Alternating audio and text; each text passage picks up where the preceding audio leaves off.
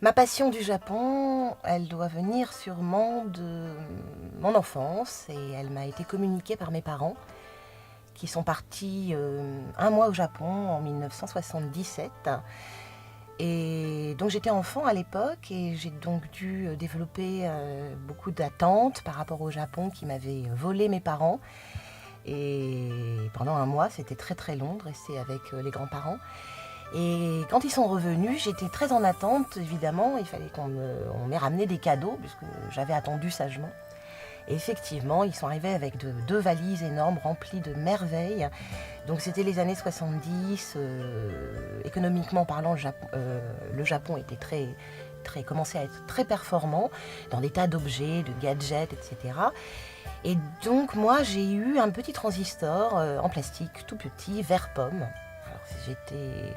J'avais l'oreille collée sur mon petit transistor sans arrêt. Et mon petit frère a eu un avion de la Japan Airlines en plastique qu'on accrochait au plafond et qu'on lançait. Il avait une petite pile et qu'on lançait et il tournait. Il tournait tout seul en clignotant. Alors ça, c'était complètement magique à cette époque-là. On passait des heures le soir à regarder cet avion et à rêver de partir. Cette passion du Japon s'est doublée d'une passion pour le théâtre et bien évidemment, j'ai rassemblé les deux tout à fait par hasard.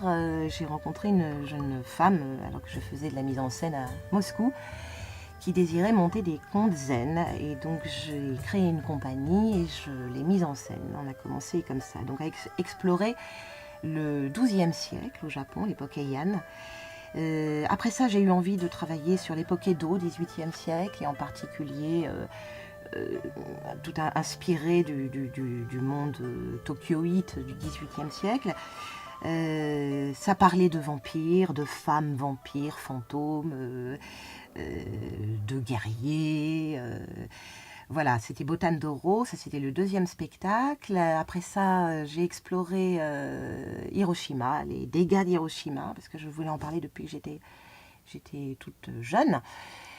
Et donc j'ai écrit un spectacle autour de l'histoire d'une petite fille morte suite aux dégâts de la bombe, 9 ans après, suite à une leucémie.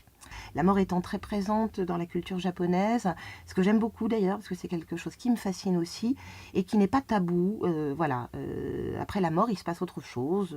Soit on se réincarne, soit on part, on devient un rocher, et ce n'est pas dramatique. Ce n'est pas aussi dramatique que chez nous. Après avoir exploré ces sujets-là, j'ai eu envie aussi d'un divertissement, voilà, sans gravité aucune, et de travailler sur le Japon moderne, en particulier sur la ville de Tokyo et la culture pop japonaise qui est véhiculée par les jeunes, et en particulier les jeunes filles, depuis les années 80-90, qui m'amuse beaucoup, donc la mode vestimentaire des Lolita, qu'elles soient sweet, décora ou punk ou gothique.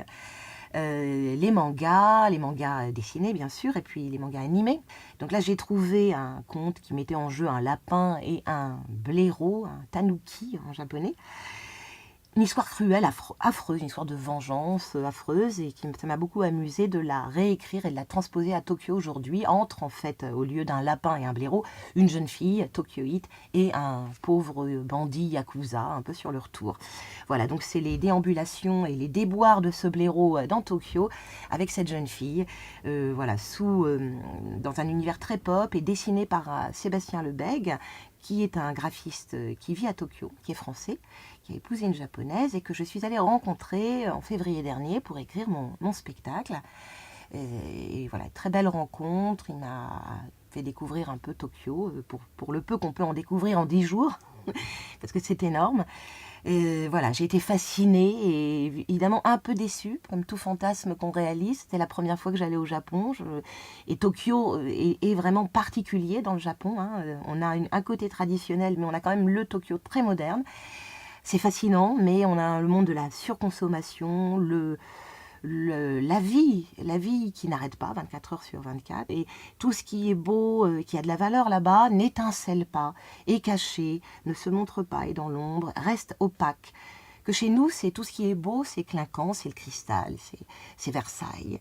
Et nous, c'est tout à fait le contraire.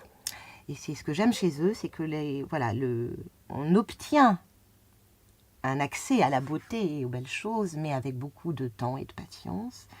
Et il ne faut rien vouloir.